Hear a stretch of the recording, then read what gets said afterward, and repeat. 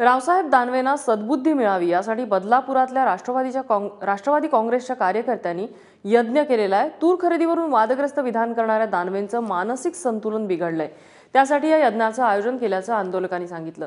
तसंच दानवेंच्या उपचारासाठी मुख्यमंत्र्यांनी पुढाकार घ्यावा, नाहीतर आम्ही वर्गणी गोळा करून देऊ अशी उपहासात्मक टीकाही केली गेली आहे।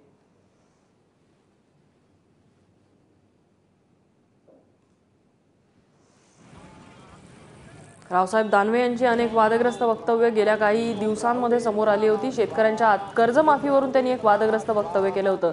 त्याचप्रमाणे तुरीच्या प्रश्नी बोलत असताना सुद्धा त्यांनी शेतकऱ्यांना संबोधून काही असंसदीय भाषा वापरलेली होती आणि त्यावरून आता राष्ट्रवादी काँग्रेस आक्रमक झाली आहे।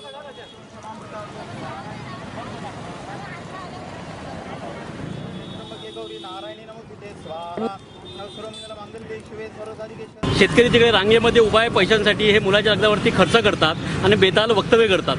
त्या बेताल वक्तव्याचा निषेध म्हणून राष्ट्रवादी काँग्रेस पक्षाने इथं त्यांना चांगलं आरोग्य द्यावं आणि ते मनोगत अवस्थेतून बाहेर पडावे यासाठी आम्ही इथं यज्ञ केलेला आहे। आणि फडणवीस साहेबांना विनंती आहे, त्यांच्यावरती उपचार करायचा वेळ नसेल तर राष्ट्रवादी काँग्रेस पक्ष त्यांना बदलापूरला आणून त्याचा नामांकित हॉस्पिटलमध्ये त्यांचा चांगला आम्ही उपचार करू आणि राष्ट्रवादी काँग्रेस पक्षातर्फे वर्गणी करून त्याचे उपचार करू।